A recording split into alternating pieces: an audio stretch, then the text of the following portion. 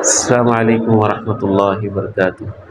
الحمد للہ رب العالمین والصلاة والسلام علی اشرف الانبیاء وخاتم المرسلین، اشہد ان لا الہ الا اللہ وحدہ لا شریک لہ واشہد ان محمدا عبدہ ورسولہ صلی اللہ علیہ وعلی آلہ وصحبہ وسلم، اما بعد فاعوذ باللہ السمیع العلیم من الشیطان الرجیم من ہمزہ ونفخہ ونفثہ، بسم اللہ الرحمن الرحیم۔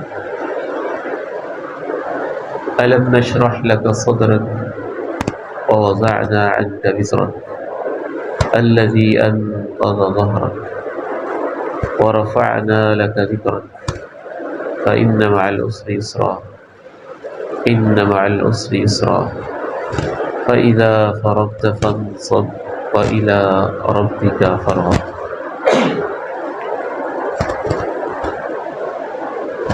جب بھی علماء کرام سے ملاقات ہوتی ہے، محبت کا احساس ہوتا ہے، اپنائیت کا احساس ہوتا ہے، ایسے لگتا ہے جیسے اپنے ہی خاندان کے لوگوں کے ساتھ بیٹھے ہوں۔ والد گرامی رحمہ اللہ، اللہ ان کو جنت میں اعلیٰ مقام عطا فرمائے۔ آپ میں سے بہت سارے چہرے ایسے ہیں ان کے پاس پڑھتے بھی رہے، جانتے بھی ہیں۔ کہا کرتے تھے کہ بیٹا ہماری برادری جو ہے وہ علماء ہے، ہمارا خاندان، ہماری برادری علماء ہے۔ آواز صاف آ رہی پیچھے کہ مشکل ہو رہی سمجھتے؟ اگر زیادہ مشکل ہو رہی ہے تو ہم اوپر مسجد میں بھی جا سکتے ہیں، اگر ایزی ہے تو ٹھیک ہے، آواز کلیئر ہے تو ٹھیک ہے۔ تو فرماتے کہ جو ہماری برادری یا ہمارا خاندان ہے وہ علماء ہے۔ آج کی اس ملاقات میں اللہ تعالیٰ کی توفیق سے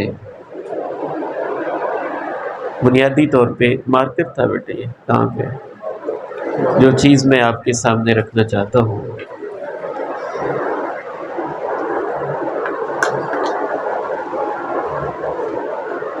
وہ سورہ مبارکہ یہی ہے،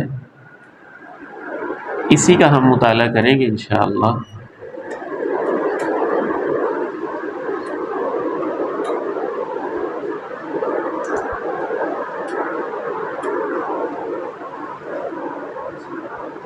اور زیادہ تر گفتگو ہماری اسی پر ہوگی۔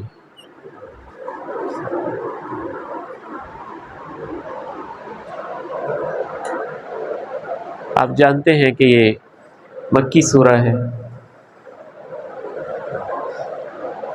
رسول اللہ صلی اللہ علیہ وسلم جن حالات سے دوچار تھے مکہ مکرمہ میں، اس سے ہم اچھی طرح واقف اور آگاہ ہیں۔ ہر طرف پریشانی کا ماحول تھا، غم و الم کی کیفیت تھی۔ ان حالات میں یہ سورہ مبارکہ آپ علیہ الصلاۃ والسلام پر نازل کی گئی تھی۔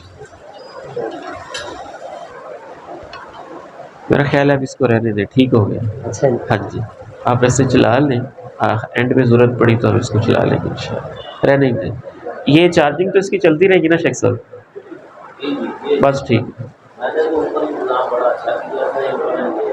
یہ بھی اچھا ہے، کوئی بات نہیں، یہ چھوٹی چھوٹی باتیں ہیں، اصل تو آپ کی توجہ اور آپ کی محبت ہے انشاءاللہ۔ مینجمنٹ اور انتظامات میں کمی بیشی بہت اچھے ہوئے ہوتے ہیں، رہ جاتی ہے، بعض دفعہ کوئی نہیں کیے ہوتے بڑے اچھے ہو جاتے ہیں، تو اس میں ہمیں پریشان نہیں ہونا چاہیے انشاءاللہ، اور بہت زیادہ اس کو دل پہ لینا بھی نہیں چاہیے۔ اصل تو آپ کی محبت اور آپ کی توجہ ہے، اور یہ احساس ہے کہ ہم ایک عظیم مقصد کے لیے یہاں جمع ہیں اور بیٹھے ہوئے ہیں۔ تو اس میں نبی علیہ الصلاۃ والسلام پہ سب سے پہلی نعمت جو اللہ تعالیٰ نے آپ کو بتائی وہ یہ تھی الم نشرح لک صدرک، کیا یہ حقیقت نہیں کہ ہم نے آپ کے لیے آپ کا سینہ کھول دیا۔ یہ سینہ کھلنا کیا ہوتا ہے اور شرح صدر کیا ہوتا ہے؟ جو میرا اپنا احساس کہتا ہے کہ اس وقت مسلمانوں کو بالعموم اور علماء کو بالخصوص جن چیزوں کی ضرورت ہے ان میں سر فہرست شرح صدر ہے۔ شرح صدر کے مفسرین نے 3 معنی بیان کیے ہیں۔ پہلا معنی تو یہ ہے انسان کے سامنے حقائق کا کھل جانا،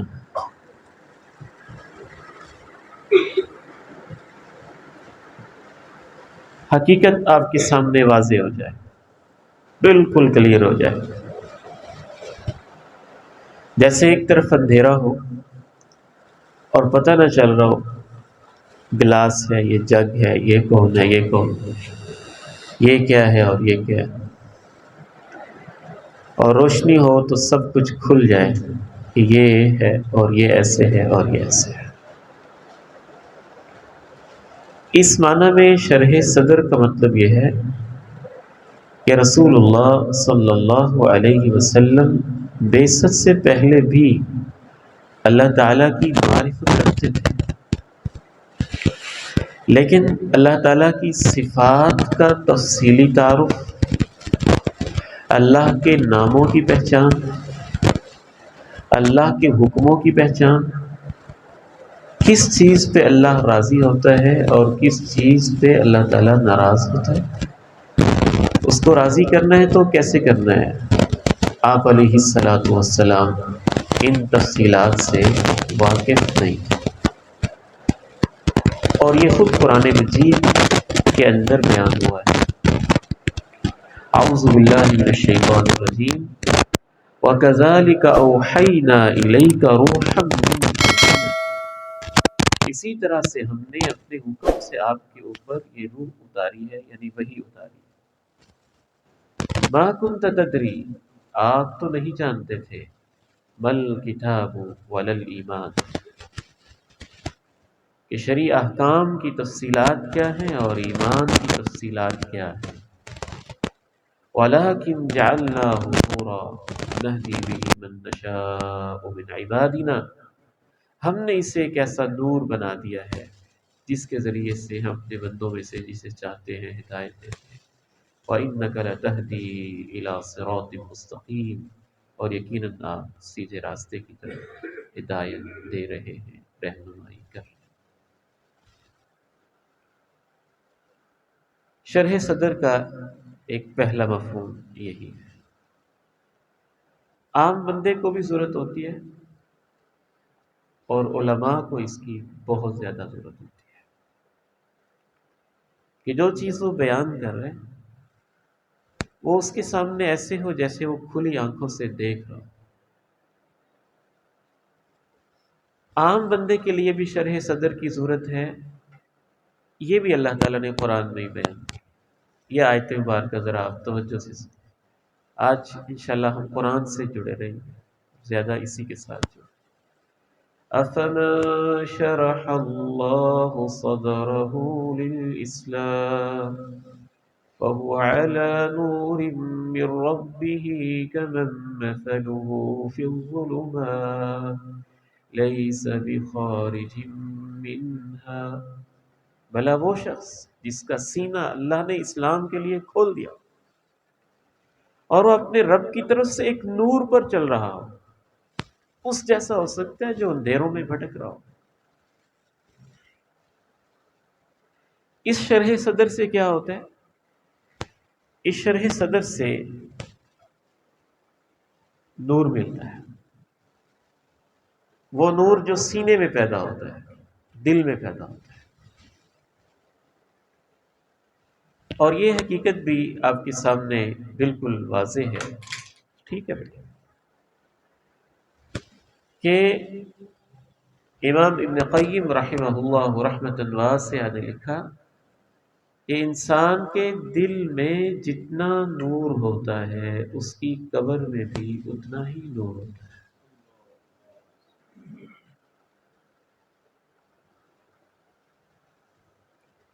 اور انسان کے سینے میں جتنے اندھیرے ہوتے ہیں قبر میں بھی اتنے ہی اندھیرے ہوتے ہیں. ایک ہوتا ہے اسلام قبول کر لینا اور ایک ہے کہ اس کا دل کے اندر اتر جانا اور ایسی کیفیت میں آ جانا کہ اس کو جیسے جنت نظر آ رہی ہو، جہنم کے شعلے بھڑکتے نظر آ رہے ہیں، موت اس کی آنکھوں کے جیسے سامنے ہو اور وہ اس کو یاد رکھتا ہو. یہ شرح صدر کی بہت اعلیٰ کیفیت ہوتی ہے. اسی سے پھر اس کے درجات کی بلندی، ایمان کا اضافہ اور یہ ساری چیزیں اس کو نصیب ہوتی. یہ صحابی رسول ہیں. غزوہ احد کا موقع ہے تو ایک دوسرے سے پوچھ رہے ہیں آپ کہاں جا رہے ہیں، کیسا منظر ہوگا. تو اس صحابی کا کیا خوبصورت جملہ تھا جو شرح صدر کی کیفیت کو واضح کرتا ہے. اس نے کہا انی لا اجد ریح الجنہ من وراء احد، مجھے تو یقیناً احد پہاڑ کے پیچھے سے جنت کی خوشبو آ رہی. پھر آپ علیہ الصلوۃ والسلام نے جب کہا ہلموا الی جنت عرضها السماوات والارض، آؤ دوڑو اس جنت کی طرف جس کی چوڑائی میں آسمان بھی سمٹ جائیں گے اور زمینیں بھی آ جائیں. تو انہوں نے جو ہاتھ کے اندر انگور پکڑے تھے کھا رہے تھے یوں نیچے زمین پہ پٹک دیے اور کہا اگر میں کھاتا رہ گیا تو کہیں میں لیٹ نہ ہو جاؤں. تو یہ شرح صدر اس وقت امت کی بہت بڑی ضرورت ہے. ہمیں اپنے دین پہ، ایمان پہ، اسلام پہ، جنت پہ، جہنم پہ، آخرت پہ، موت پہ، قبر پہ ایسا یقین ہو جیسا کہ ہم نے ان چیزوں کو اپنی آنکھوں سے دیکھ لیا. کوئی بھی شخص اس وقت تک داعی بن ہی نہیں سکتا ہے جب تک اس کے دل میں یہ یقین کی کیفیت پیدا نہیں ہوتی. اگر وہ اس یقین کے بغیر دعوت کا کام کر رہا ہے تو وہ دعوت نہیں دے رہا، وہ دعوت کی ایکٹنگ کر رہا ہے. اس نے دائی کا بھیس بنایا ہوا ہے. دائی تو ہوتا ہی وہ ہے جسے اپنی دعوت کے اوپر پوری طرح یقین بھی ہوتا ہے اور شرح صدر بھی. اسی کو اللہ تعالیٰ نے ایک جگہ پہ بصیرت کہا ہے، بصیرت.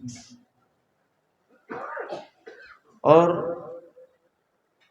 جس طرح یعنی عربی الفاظ کے جو ترکیب ہے اس کی گہرائی کا آپ اندازہ کیجیے کہ بصارت وہ ہے جو آپ آنکھوں سے دیکھ رہے ہیں، اور جیسے آپ کو آنکھوں سے دیکھنے سے ایک چیز کے اوپر یقین ہو جاتا ہے، ایسے ہی اگر آپ حقیقت کو اپنے دل کی آنکھوں سے دیکھنے لگتے ہیں اور آپ کو دل میں یقین ہو جائے تو اسی کو بصیرت کہتے ہیں. قل هذه سبيلي أدعو إلى الله على بصيرة، آپ کہہ دیجئے یہ میرا راستہ ہے، میں پوری بصیرت کے اوپر کھڑا ہو کے اس کی طرف بلا رہا ہوں. تو یہ بصیرت اور یہ شرح صدر اور یہ یقین کی کیفیات میں سمجھتا ہوں کہ میرے سمیت آج ہمارے اندر انہی چیزوں کی سب سے بڑی کمزوری پائی جاتی ہے. اور مجھے یوں لگتا ہے کہ بعض دفعہ ایک شخص مسجد میں، دعوت میں، خطابت میں، اسٹیج پہ شاید 40 سال بھی گزار لیتا ہو تو اس کو وہ شرح صدر کی کیفیت نصیب نہیں ہو پاتی جو کہ اصل چیز ہے. شرح صدر کا ایک اور معنی ہوتا ہے اور وہ بھی مفسرین نے لکھا ہے.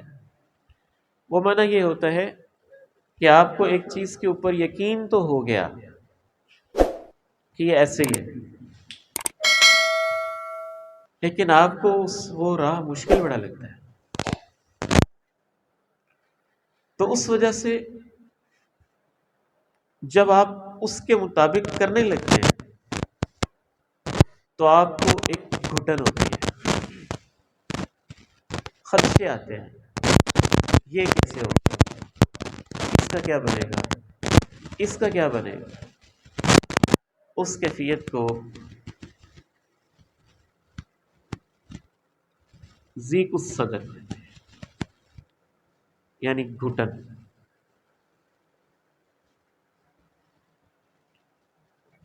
یقین تو ہے لیکن اندر ہی اندر وہ مشکل لگتا ہے راستہ،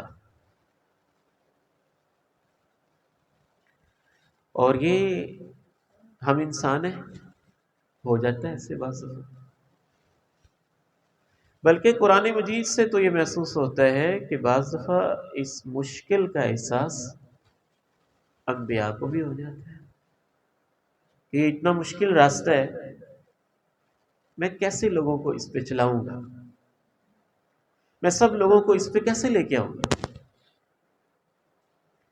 سب سے خوبصورت اگر آپ اس تصور کو ضیق الصدر کیا ہے اور شرح الصدر کیا ہے دیکھنا چاہیں تو وہ حضرت موسیٰ علیہ السلام کا واقعہ ہے۔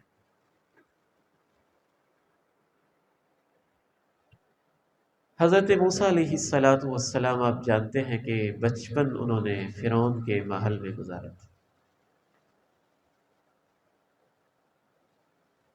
جوان ہوئے،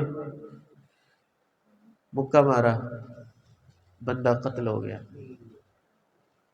آپ کے اوپر کیس ہو گیا، تعاقب کیا گیا، بتانے والے ایک مخلص نے بتا دیا، آپ وہاں سے چلے گئے، اللہ تعالیٰ نے نبوت کے منصب پہ فائز کیا۔ إِنَّهُ طَغَىٰ فَقُلْ هَلْ لَكَ إِلَىٰ أَن تَزَكَّىٰ وَأَهْدِيَكَ إِلَىٰ رَبِّكَ فَتَخْشَىٰ۔ موسیٰ فرعون کے پاس سیدھے جاؤ، إِنَّهُ طَغَىٰ، وہ اپنی حدیں بھول گیا ہے، اس نے اپنی لیمٹس کراس کر لی، اپنی اوقات سے آگے بڑھ گیا۔ فقل، اس سے جا کے کہو، هل لک الی ان تزکا، کیا آپ چاہتے ہیں کہ میں آپ کو ایسا راستہ دکھاؤں کہ آپ کو مزید اس سے نشو و نما بھی ملے گی، پاکیزگی بھی ملے گی، گناہوں کی معافی بھی ملے گی۔ وَأَهْدِيَكَ إِلَىٰ رَبِّكَ، میں تجھے تیرے رب کا راستہ دکھا دوں۔ فَتَخْشَىٰ، اور ایسے رب کا تعارف کرواؤں کہ تیرے دل کے اندر بھی اس کی عظمت اور خشیت بیٹھ جائے۔ آپ یہاں پہ رک کے ذرا سوچیں، کیا حضرت موسیٰ علیہ السلام کے لیے یہ کام کرنا آسان تھا؟ سب سے پہلے تو ایک حضرت موسیٰ کی جو برادری جتنی کمزور تھی، کیونکہ ان کی قوم تو غلامی کی زندگی بسر کر رہی تھی، تو جو غلام قوم ہے اس کے ایک فرد کا آ کے اس طرح براہ راست گفتگو کرنا ہی مشکل تھا۔ نمبر 2، جناب موسیٰ علیہ السلام کے اوپر ظاہری طور پہ فرعون کا ایک احسان ہے کہ بچپن میں اس نے پالا ہے۔ نمبر 3، جناب موسیٰ علیہ السلام کے اوپر قتل کا مقدمہ بھی ہے۔ نمبر 4، وہ ابھی تک ختم نہیں ہوا۔ نمبر 5، پھر فرعون کا جبر اور تشدد بھی ہے۔ نمبر 6، کہ ڈائریکٹ فرعون ہی کی سارے اقتدار کو، اس کی ساری رجیم کو چیلنج کیا جا رہا ہے۔ تو اس کیفیت کو خود حضرت موسیٰ علیہ السلام نے بیان کیا تھا قرآن مجید میں۔ انہوں نے کہا تھا کہ یا اللہ، میں جاتا تو ہوں لیکن میرے دل میں گھٹن ہے، میرے دل میں گھٹن ہے۔ وہ کس چیز کی گھٹن تھی؟ اتنا مشکل کام، اتنا بڑا ٹاسک. اور اس کی ایک اہم وجہ یہ بھی تھی کہ حضرت موسیٰ علیہ السلام کی زبان میں لکنت بھی تھی. تو انہوں نے واضح طور پہ کہا، وہ قرآن مجید کی آیت آپ پڑھ لیجیے، وَيَضِيقُ صَدْرِي وَلَا يَنطَلِقُ لِسَانِي. اے اللہ میرے سینے میں ایک گھٹن ہے، گھٹن. وہ یہی گھٹن تھی، اتنا مشکل کام کیسے کروں گا، کیا رد عمل ہوگا، اور کیا پھر معاملات ہوں گے، کیا سین ہوگا. پھر وجہ یہ بھی عرض کی کہ میری زبان میں ایسی فصاحت اور بلاغت بھی نہیں ہے. فَأَرْسِلْ إِلَىٰ هَارُونَ. اے اللہ آپ یہ ذمہ داری ہارون کی لگا دیں، کیونکہ وہ زبان کے لحاظ سے بھی مجھ سے زیادہ فصیح ہے اور ان کے اوپر کوئی مقدمہ بھی نہیں ہے. لیکن اللہ رب العزت نے کہا کہ آپ نے جانے.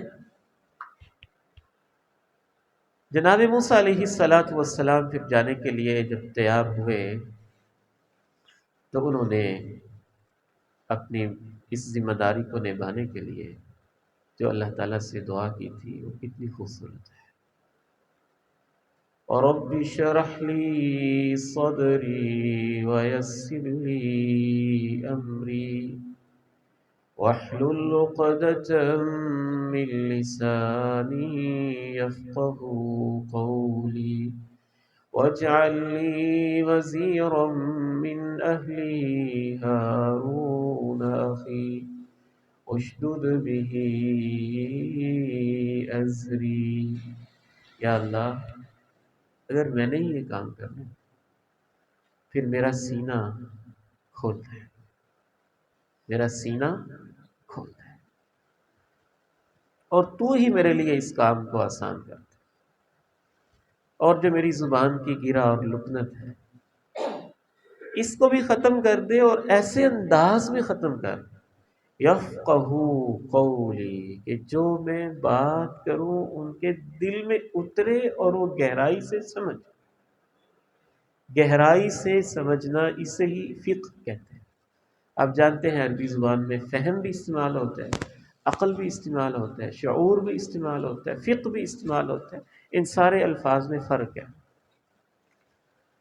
شعورہ کا معنی اور ہے، ادرکہ کا معنی اور ہے، عقلہ کا معنی اور ہے، فاہمہ کا معنی اور ہے، اور فقوہہ کا جو معنی ہے وہ ہے گہرائی کے ساتھ سمجھنا، پوری طرح سے سمجھ جانا. کہ اللہ مجھے ایسا شرح صدر دے دے کہ میری بات کو پوری طرح سے وہ سمجھ جائے، اور میرا یہ ٹاسک جو آپ نے مجھے دیا ہے میرے لیے آسان بھی کر دے، گرا بھی کھول دے، اور میرے گھر سے میرا ایک سپورٹر مددگار بھی مجھے دے دے، میرے بھائی ہارون کو پھر میرے ساتھ بھیج دے. اسی طرح کی کیفیت ہمارے پیارے نبی علیہ السلام بھی محسوس کرتے تھے ابتدائے بعثت میں، ذمہ داریوں کی ابتدا میں. اور یہ باتیں پبلک میں نہیں کی جا سکتی، آپ تو اہل علم ہیں، اور یہ قرآن کی روشنی میں ہر بات کے پیچھے قرآن کی آیت ہے، اس لیے میں آپ کے ساتھ کھل کے قرآن مجید میں ایک نہیں 2-3 مقامات سے پتہ چلتا ہے کہ نبی علیہ السلام بھی اپنے سینے کے اندر ایک بوجھ، ذمہ داری اور اس طرح کی گھٹن اس معنی میں محسوس کرتے تھے کہ جب آپ کی اپنی برادری ہی کے لوگ آپ کو ساحر کہتے ہیں، مجنون کہتے ہیں، پاگل اور دیوانہ کہتے ہیں، تو کیا خیال ہے بطور انسان آپ کو تکلیف نہیں ہوتی ہوگی؟ کہ ہمارا تو ایمان ہے کہ جو ایک بشر کی ضروریات ہیں وہ اللہ کے نبی علیہ السلام کے ساتھ وابستہ ہے. پھر آپ یہ دیکھیے کہ جب آپ یہ محسوس کرتے ہوں گے کہ پورے کے پورے میرے خاندان کے لوگ جو میرے اوپر ٹرسٹ بھی کرتے تھے، مجھے عزت بھی دیتے تھے، مجھے الصادق الامین بھی کہتے تھے، یکدم سارے ہی میرے مخالف ہو گئے، تو ان سارے لوگوں کو میں ان کے باؤ اجداد کا شرک والا مذہب کیسے چھڑواؤں گا، اور اس ذمہ داری کو میں کیسے نبھاؤں گا؟ اسی لیے میں کہتا ہوں کہ سیرت کو ہم نے قرآن مجید سے بہت کم سمجھا ہے۔ جو سیرت نگار تاریخی حوالے سے وہ نبی علیہ السلام کا سینہ تو بتا سکتے ہیں، لیکن سینے کے اندر کیا چل رہا تھا وہ تو اللہ ہی بتا سکتے۔ تو اللہ تعالیٰ نے وہ بھی بتایا کہ سینے کے اندر کیا تھا۔ وَلَقَدْ نَعْلَمُ أَنَّكَ يَضِيقُ صَدْرُكَ بِمَا يَقُولُونَ، یقیناً ہم جانتے ہیں کہ آپ کے سینے میں گھٹن ہے ان باتوں پہ جو یہ بناتے ہیں۔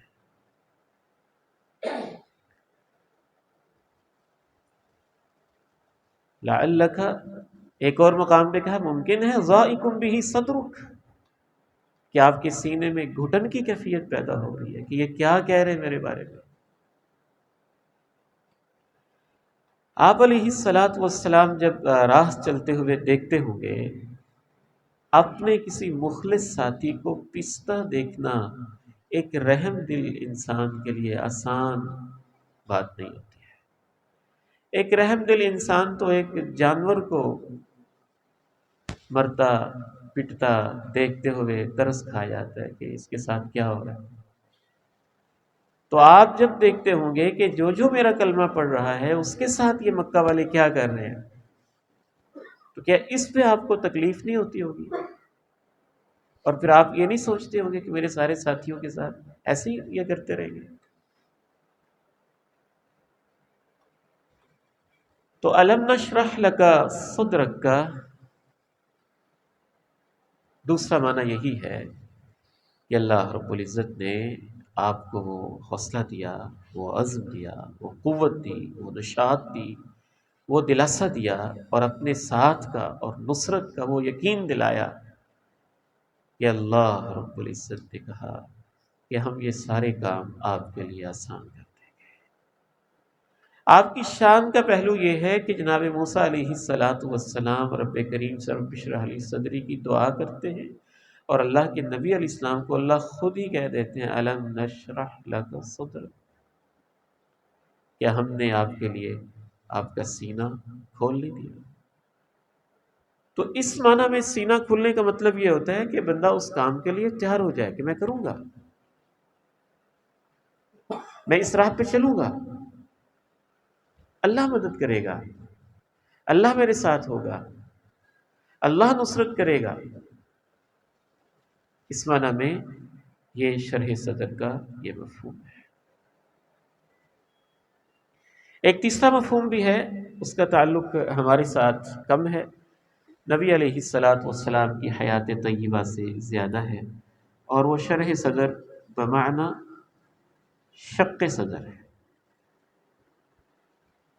کیونکہ شرح کا ایک معنی ہوتا ہے کسی چیز کو چیر دینا، یہ اہل لغت کا اس کے اوپر اتفاق ہے، اگرچہ کچھ ہمارے جدید مفسرین نے اس معنی کا اس صورت میں انکار کیا ہے، لیکن ہم اس معنی کو بھی اس صورت کے اندر حدیث کی بنیاد پہ پوری طرح تسلیم کرتے ہیں۔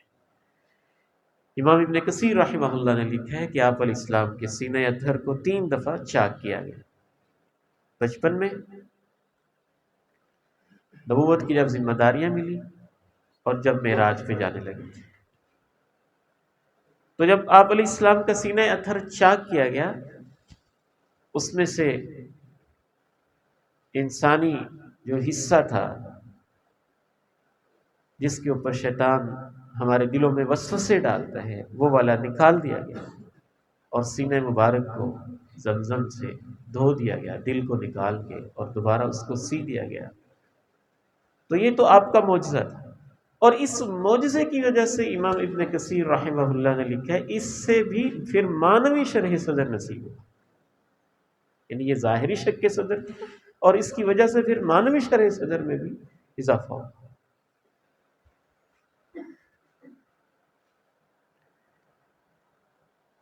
اس وقت یہ جو دعوت کا کام ہے، تبلیغ کا کام ہے، خطابت یا امامت کا کام ہے، صحیح معنی میں اس وقت بندہ کر سکتا ہے جب اس کو یہ والا شرح صدر نصیب ہو جائے، اس کو یقین بھی ہو جائے، ایمان بھی ہو جائے کہ یہی کام سب سے عظیم ہے، یہی کام سب سے بڑا ہے، اور اللہ نے اس کام کے لیے مجھے چنا ہے، تو یہ اللہ کا میرے اوپر احسان ہے۔ سنن ابی داؤد میں امام ابی داؤد رحمہ اللہ تعالی نے ایک تابعی کا قول لکھا ہے، وہ کہتے ہیں کہ جب مسجد کے اندر جو کنکر پڑے ہوتے ہیں، چھوٹے چھوٹے پتھر یا کنکر پڑے ہوتے ہیں، جب ان کو کوئی شخص نکالتا ہے تو وہ کنکر بھی چیخ کے دہائیاں دیتے ہیں کہ مجھے مسجد سے باہر نہ نکال۔ اگر ایک شخص کو اچھی جاب مل جائے اور وہ مسجد کو چھوڑ دے تو اس کا مطلب ہے کہ وہ مسجد کے ساتھ شرح صدر سے وابستہ نہیں تھا۔ اس کا کاروبار چل جائے اور مسجد کو چھوڑ دے تو اس کا مطلب ہے وہ شرح صدر کے ساتھ مسجد کا کام نہیں کر رہا۔ میں نام نہیں لوں گا، ایک بڑے بزرگ تھے، اچھی خاصی انہوں نے کچھ لکھا بھی، پڑھایا بھی، کام بھی بہت اچھا کیا، لیکن کبھی چھوٹے چھوٹے جملے ہوتے ہیں اور تکلیف بہت دیتے ہیں۔ والد گرامی رحمہ اللہ کے پاس آئے اور کہنے لگے، میں تو اپنے پتراں نوں کہیا تسی مسجد نہیں کرنی، مینوں مسجد نے کی دیتا ہے۔ تو والد گرامی رحمہ اللہ فرماتے ہیں، بیٹا جو اس نے یہ بات کی ہے نا، اس سے مجھے بڑی تکلیف ہوئی ہے، مجھے بہت تکلیف ہوئی۔ پروفیسر عبدالجبار شاکر رحمہ اللہ رحمۃ واسعہ، ان کی جاب ہوئی پڑھانے بطور ٹیچر، تو جو پرنسپل تھا اس نے انٹرویو لیا، کہنے لگا عبدالجبار شاکر صاحب آپ کی اتنی سی تھوڑی سی تنخواہ ہے، تو اس آپ قابل آدمی، اور بھی کوئی فیلڈ ہو سکتا تھا، تو آپ کا اس جاب کے بارے میں کیا خیال ہے؟ کہتے مجھے تو پڑھانا اتنا اچھا لگتا ہے، اگر آپ مجھے یہ تنخواہ نہ دیتے اور آپ کہتے کہ آپ کو اتنے پیسے دینے پڑیں گے پھر آپ کو یہ موقع ملے گا، تو میں تو اس کے لیے بھی تیار ہوں۔ یہ شرح صدر ہے کہ انسان کو اپنے کام کے اوپر یقین ہو، ایمان ہو، وہ اس کی اہمیت کو دل و جان سے سمجھتا ہو اور اس کے دل کے اندر وہ کام اترا ہوا ہو، تو یہ اللہ تعالیٰ کا بہت بڑا انعام ہوتا ہے۔ أَلَمْ نَشْرَحْ لَكَ صَدْرَكَ وَوَضَعْنَا عَنْكَ وِزْرَكَ، ہم نے آپ کا بوجھ اتار دیا، الَّذِي أَنقَضَ ظَهْرَكَ وَرَفَعْنَا لَكَ ذِكْرَكَ، جس نے آپ کی کمر کو توڑ کے رکھا ہوا تھا اور ہم نے آپ کے چرچے کو بلند کر دیا۔ بوجھ، ایسا بوجھ کہ آپ کی کمر ٹوٹ رہی تھی اس سے، وہ کون سا بوجھ تھا؟ قرآن مجید کو لینا یہ بھی ایک بوجھ تھا، اس سے یاد کرنا یہ بھی ایک بوجھ تھا، اس سے پھر منو ان آگے پہنچانا یہ بھی ایک بوجھ تھا، پھر یہ فکر کہ لوگ مانیں گے کیسے، ان کو ان کے دلوں میں یہ قرآن اترے گا، یہ آپ پر ایک بوجھ رہتا تھا۔ تو اس کا مطلب ہے سورہ الم نشرح کی روشنی میں ایک داعی کی پہلی صفت شرح صدر ہے، اور دوسری صفت پھر یہ ہونی چاہیے کہ اس کے اوپر ایک بوجھ سا رہے، ایک ذمہ داری کا احساس رہے کہ میں نے یہ کام کرنا ہے۔ بس ہم انشاءاللہ آخری ایک دو باتیں کرتے ہیں اور پھر آپ سے اجازت چاہتے ہیں انشاءاللہ تعالی. ورفعنا لك ذکرک. اللہ لیں. لا الہ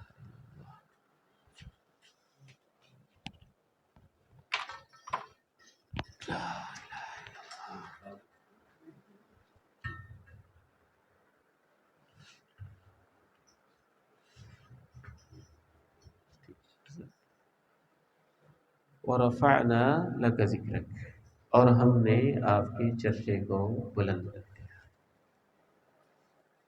نبوت سے پہلے بھی، نبوت کے بعد بھی، پھر دشمنوں کے ذریعے بھی. وہ گلی گلی پہ بیٹھ کے کہنے لگے خبردار اس کی بات نہ سننا، اور ویسے ویسے آپ کا چرچا بلند ہوتا گیا. پھر عہد خلافت میں، خلفائے راشدین کے دور میں، بر اعظموں میں، اور انشاءاللہ یہ چرچا قیامت تک بلند ہوتا جانا ہے، اور قیامت کے دن اس نے اپنی بلندی کی عروج پہ پہنچ جانا. جب اہل محشر نبی علیہ السلام کے جھنڈے کے نیچے جمع ہوں گے اور آپ کے پاس جا کر اللہ کے حضور شفاعت کبریٰ کے لیے آپ کے پاس درخواست کریں. تو ورفعنا لک ذکرک کے اندر یہ ساری چیزیں شامل ہیں. فَإِنَّ مَعَ الْعُسْرِ يُسْرًا إِنَّ مَعَ الْعُسْرِ يُسْرًا. اس سے بڑا حوصلہ ملتا ہے. اگر مشکلیں ہیں تو آسانی بھی آئے گی، تنگیاں ہیں تو آسانی آئے گی.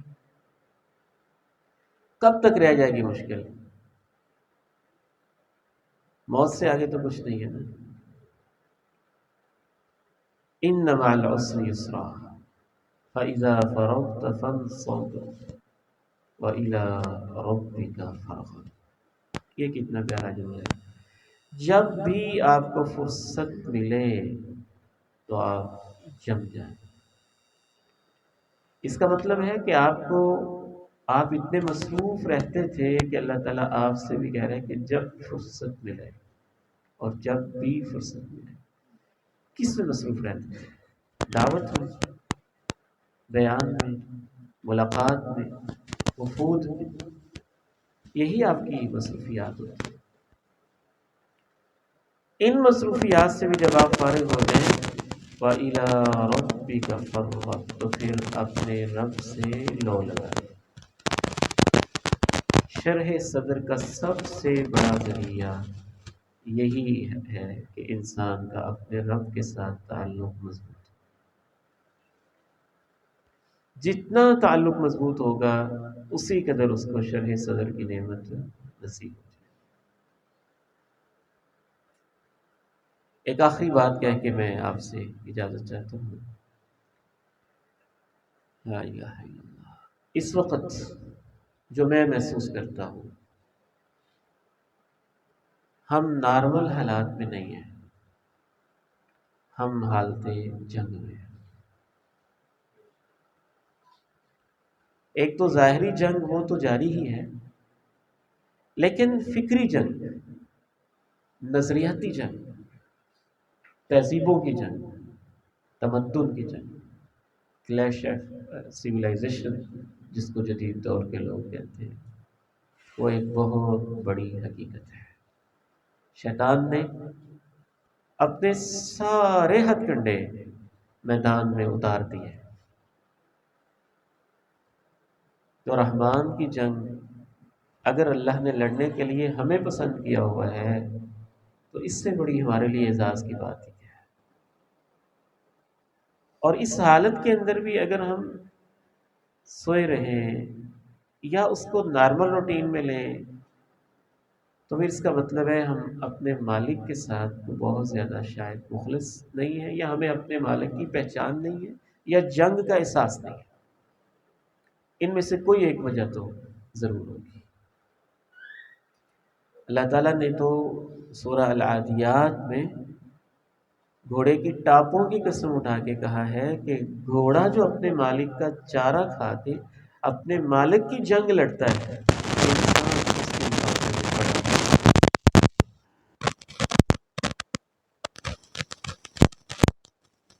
سچی بات تو یہ ہے خود اپنے آپ کو ایک گنہگار بندہ محسوس کرتا ہوں، اور یوں لگتا ہے کہ مالک کی جیسے جنگ لڑنی چاہیے ویسے شاید ہم سے نہیں لڑی جاتی، جتنی اس کے لیے کوشش ہونی چاہیے۔ زندگی کتنی ہے؟ بہت مختصر ہے، اور کوئی پتہ نہیں ہے کہ کب یہ ختم ہو جائے۔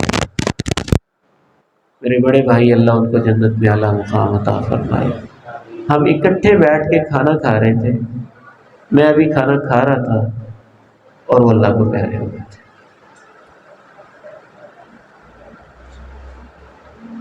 ہمارے ایک ماڈل ٹاؤن کے جاننے والے ساتھی تھے، لیپ ٹاپ کے اوپر کلاؤڈ میٹنگ کر رہے ہیں بیرونی دنیا میں، بہت اچھے انجینئر تھے، یوں اوپر ہاتھ رکھا ہوا ہے اور ادھر موبائل کی طرف ہاتھ کرنے کی کوشش کی ہے، بس ہاتھ ٹچ ہوا ہے اور فوت ہو گیا۔ فورینسک رپورٹ جب کروائی تو انہوں نے بتایا کہ انہوں نے موبائل سے کال کر کے بتانے کی کوشش کی ہے مجھے تکلیف ہو رہی ہے، ہمیں ایسے لگتا ہے، لیکن وہ نوبت نہیں آئی کال کی، اللہ کے پاس چلی گئی۔ تو ہمیں یہ جنگ بہت اچھے طرح سے لڑنی چاہیے۔ اگر ہم اس میدان میں اترے ہی ہیں تو جس حد تک ہمارے لیے ممکن ہو ہمیں اس کی فکر بھی ہونی چاہیے، اور جنگی بنیادوں پہ اس جنگ میں ہمیں اپنا کردار ادا کرنا چاہیے۔ اللہ تعالیٰ سے دعا ہے کہ یہ جو ایک اچھا پلیٹ فارم ہے تربیہ فاؤنڈیشن کا، اس کا مقصد ہی صرف یہ ہے کہ علماء کے ذریعے سے عوام الناس کی تربیت کی جائے، لیکن ظاہر ہے ہم تب تربیت کریں گے، اتنی اچھی کریں گے جتنی ہمیں شرع صدر کی نعمت نصیب۔ حضرت مصعب بن عمیر رضی اللہ تعالیٰ عنہ اکیلے شخص تھے، اکیلے، ذمہ داری لگ جاتی ہے، ذمہ داری ادا کرتے ہیں، شہزادے، ناز و نعمت کے اندر پلے ہوئے، اور جب ذمہ داری دے دی گئی تو شرح صدر ایسا ہوا کہ جو میں کام کر رہا ہوں یہی سب سے اچھا ہے، اتنا شرح صدر ہوا کہ سب کچھ ہی چھوڑ دیا، سب کچھ ہی چھوڑ دیا، اور اللہ کے پاس اس حالت میں گئے ہیں کہ سر کو ڈھانپا جاتا ہے تو پاؤں ننگے رہ جاتے ہیں، پاؤں کو ڈھانپا جاتا ہے تو سر ننگا رہ جاتا ہے۔ ابا جی کی پھر ایک مجھے بات یاد آ رہی، رحمہ اللہ، کہتے تھے بیٹا کبھی یہ نہ کہنا کہ ہم دین کی خدمت کر رہے ہیں، کہتے میں تو یہ کہتا ہوں تو مجھے شرم آتی ہے، کیونکہ لگتا ایسے ہے کہ دین ہماری خدمت کر رہا ہے، لگتا ایسے ہے۔ ہم نے تو یہ کام تب بھی کرنا تھا جب ہماری راہوں میں کانٹے بچھے ہوتے، تو اگر ہم قالین پہ بیٹھ کے اور مسجد پہ بیٹھ کے اور ممبر باعزت طریقے سے کھڑے ہو کے پھر بھی اس میں شرح صدر کے ساتھ نہ اتریں تو پھر یہ ہماری بدقسمتی ہے۔ اس کی شرح صدر یہی ہے کہ اسے ہم ایک مشن سمجھیں۔ ہم تو انتظامیہ سے بھی کہتے ہیں، اور بہت ناراضگی ہوتی ہے اس انتظامیہ پہ جو عالم کو اپنا ملازم سمجھے۔ کیا عالم ملازم نہیں ہوتا؟ تو عالم کو بھی تو چاہیے کہ اپنے آپ کو ملازم نہ سمجھے، وہ سمجھے کہ میں تو اللہ کے دین کا نمائندہ ہوں، اور میں نے تو اللہ کی طرف لوگوں کو بلانا ہے، اور اس حد تک بلانا ہے جس حد تک میرے اندر ہمت ہے، جس حد تک میرے اندر طاقت ہے۔ لا الہ الا اللہ۔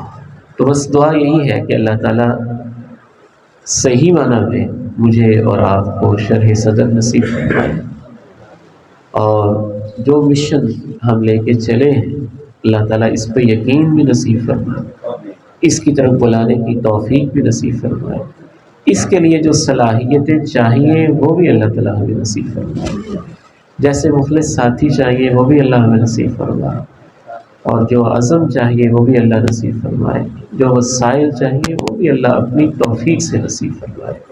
حضرت شیخ ارشاد اللہ قصری رحمہ اللہ فرمایا کرتے تھے کہ وسائل بعد کا مسئلہ ہوتا ہے، سب سے پہلا مسئلہ توفیق کا ہوتا ہے